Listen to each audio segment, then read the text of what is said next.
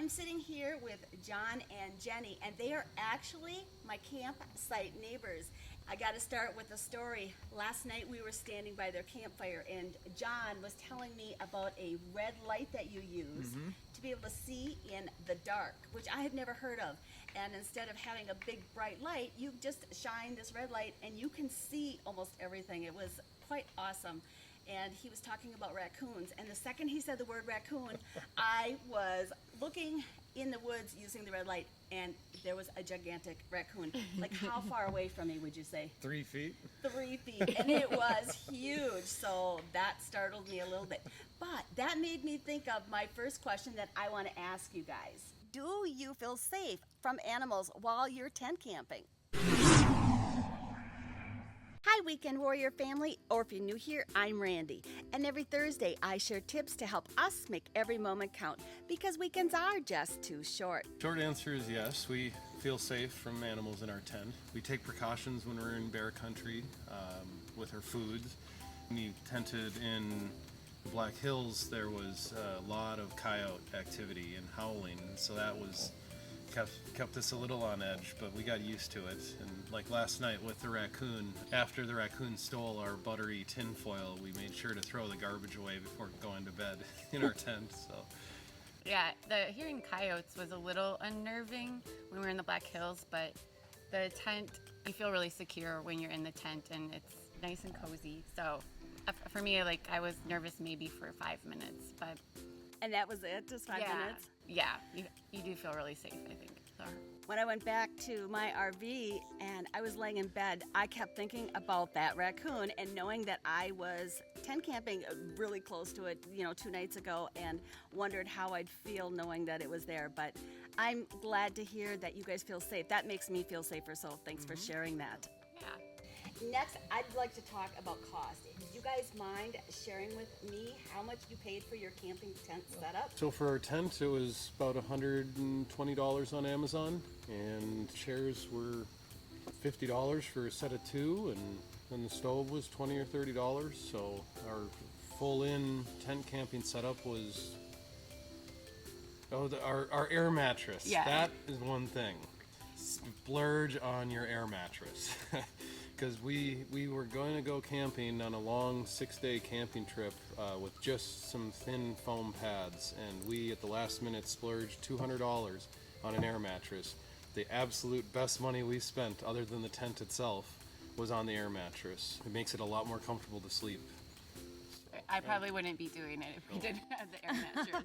It's really, really comfortable, so I love it. About $500, $400 or $500. And it's more comfortable than the big air mattresses, the thick ones. This is just like a little guy, super easy to set up. Yep. Very comfortable. You remember the brand name? Nemo. Nemo air Yeah. mattress, and it's got a foot pump in it, so if you wanted to, that was one of the reasons I went with it. It's a small size, and it gives me the opportunity to go backpack camping, because it has the pump built into it. Oh, what a great tip. Thanks, you guys. Yeah. Needless to say, cost is a big tent camping advantage over RVing. And what about your vehicle? The jelly bean? Well, and the reason I ask is when you own an RV, one of the biggest expenses is the RV, of course, but then you've also got your tow vehicle. Absolutely. And we did 6 days in the Black Hills and the Badlands in that Fiesta, and it made it just fine. With tenting, you don't need nearly as much space, so it all fit. Cooler, dry pack, tent, air mattress, everything fits in the back of the Fiesta for It easily makes a week. you prioritize what you're going to bring, though, so you don't get too wild with your packing, I guess. Yep, we bring like one cast iron pan, and that's Pan, coffee pot, yep, tin foil, yep, and some cooler. stainless steel plates and bowls and silverware. Yeah. So it really made us simplify to know that it had all fit in the little car. I think that's an advantage. We don't need to bring our whole house with us when we go camping. Yeah. Absolutely. And I think it makes it more fun for us because there's some challenge involved, but you just kind of get away from like modern conveniences, and so it's a challenge that we enjoy. Makes it satisfying. One of the very best conveniences of owning an RV is the bathroom. And I'm kind of curious, how do you guys take care of business? When we're choosing our campground, we're always looking for at least like a vault toilet, because I don't go to the bathroom outside. If there's flushable toilets, even better. But yes, so and then we kind of choose our spot by vicinity to a toilet, not too close, but not a hike either. It's not the most enjoyable thing, but it's not that bad. Yeah, most vault toilets or pit toilets are pretty clean. Most of them don't smell too bad. But I always make sure here we're just 1 or 2 spots away from the toilet, like Jenny said, close enough that you can get there easily in the middle of the night, but not so close that you smell it. That's a great tip. The next thing I'm really curious about is space. I have a small camper, and I'm usually the smallest camper at the campgrounds that I visit, and I'm wondering how space is for you in a tent. So we went with a small tent, a 2-person tent. They obviously make, larger tents, but we wanted to potentially be able to do cart in and hike in and backpacking with our tent, and that's why we went with such a small tent. But it does have the vestibules on each side, so you have some additional space for your shoes and boots or pack. And you do have to lay down to change in such a small tent. If we had a little bit bigger tent, we'd have a little more room to move around. But when we're not sleeping, we're out hiking or camping and eating and cooking and sitting by the fire. So most of our time is We have spent. a bigger tent, but then this takes 5 minutes to set up, which I really like because we usually end up arguing if we're setting up the bigger tent because it takes longer and we're misunderstanding directions often. So this is just so much easier and less hassle. So I love having the small tent actually. Next, let's talk about weather. When it rains out, I just go in my RV, and I don't mind when it's raining because I can go inside and play games.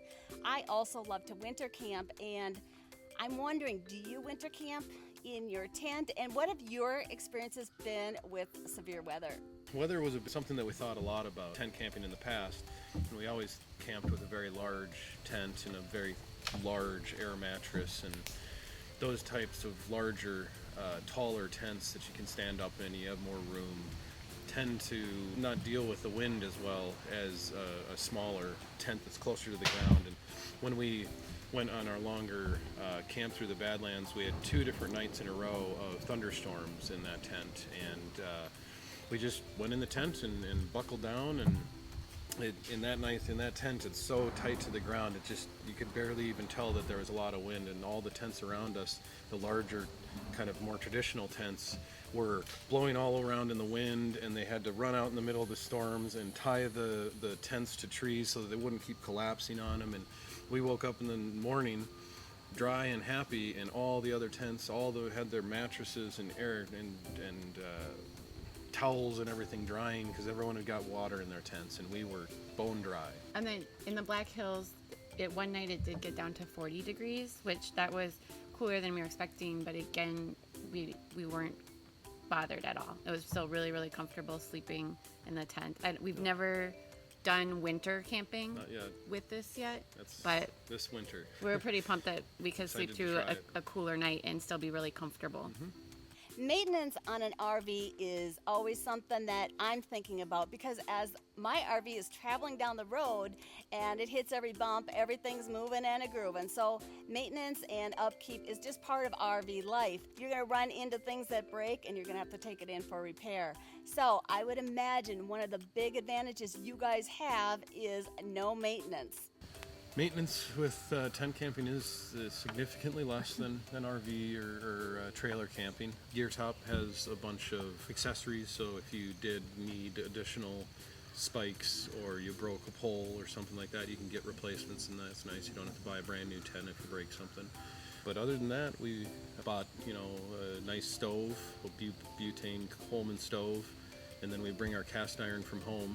So don't have any maintenance with our cooking equipment most of the time other than cleaning it and then making sure that the tent's clean and dry when we pack up, and making sure that if we do pack up a wet tent that we bring it home and dry it out so we don't have a moldy tent next time. One of the big advantages of having a small RV is that I'm able to travel down some roads that are more remote and fit into tighter campsites. And I love to do more remote camping. And when we were talking last night, you do too. So tell me about some of the remote experiences that you've had being a tent camper. That was one of the reasons that we really looked into tent camping more than an RV or trailer camping, just because of the ability to go almost anywhere. The only limit we have is where the Fiesta can get us, and I like to pretend that the Fiesta is four-wheel drive.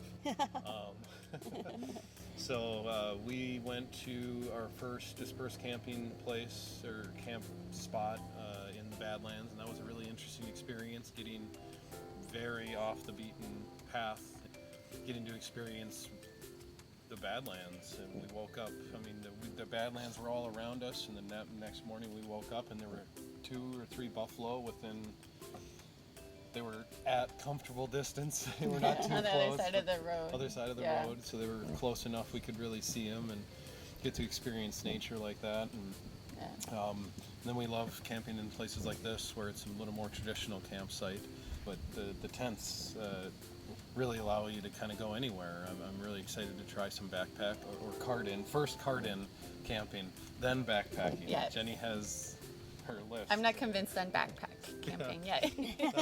That one might be a little too far for her. It might be me by myself.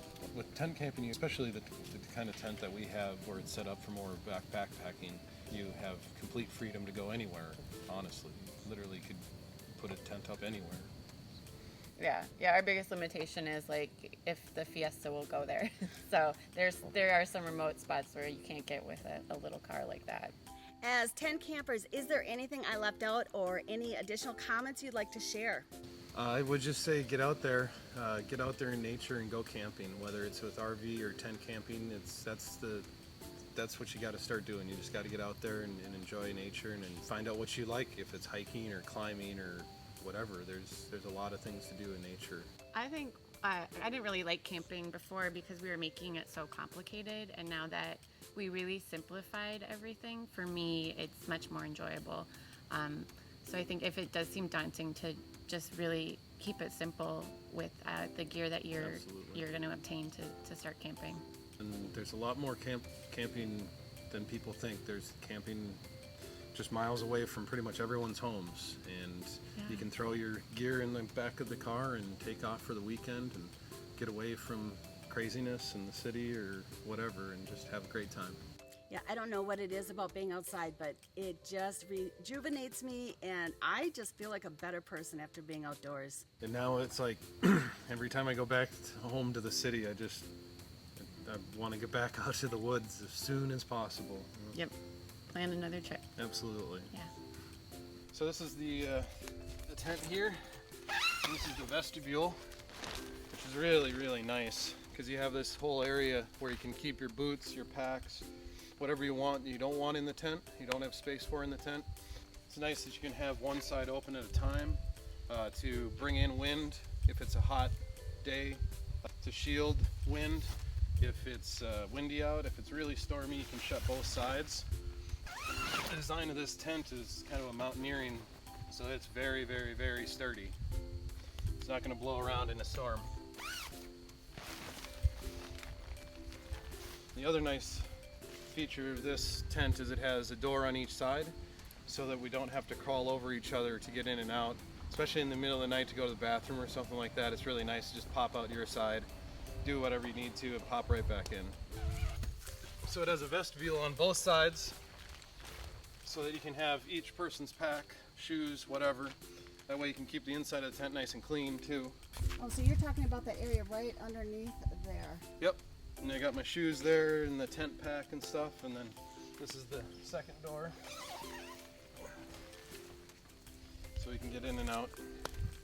Gear Top is the brand name. They've got a couple different styles of tent. This is their 2-person tent. And then this is the Nemo air mattress that we got. It's insulated, so it helps so that if you're winter camping, it doesn't get cold. The other really nice feature of this is it has a foot pump, so you can pump up the air mattress and you don't need any kind of pump to bring along, and it's just like foam in here. So that was really cool. That was one of the reasons I really like that air mattress. It also rolls up to be about that large, so you can strap onto your backpack if you're backpacking. Yep, it's a slick little tent. And what do you have on the bottom there? These? Yes, what are those? These are accordion foam. Just cheap, like 10 or 15 bucks at any store, any Amazon or any kind of sporting goods store. This is what we were gonna sleep on for 6 days in the Badlands before we splurged on the Nemo air mattress, and I'm really glad we did, because these are really good under our air mattress, but not very comfortable to sleep right on top of, so pretty thin. I bet that adds extra insulation too, doesn't Yeah. it, and help Yeah, create a barrier? extra insulation, and just that extra little bit of padding. That way, I'm a side sleeper, and so my shoulders will dig right into the ground, so it's nice to have that extra little bit. Yep, that's our setup. If the cost of buying an RV is stopping you from camping, get a tent. Camping is way too much fun not to get started now. 2 nights ago, I slept in a tent in the dark woods as an experiment. Watch that video next to see how it went. I'll leave a link to that video right up here and in the video description below. So be sure to watch that next. Well, that's it for this episode, and I can't wait to see you next Thursday.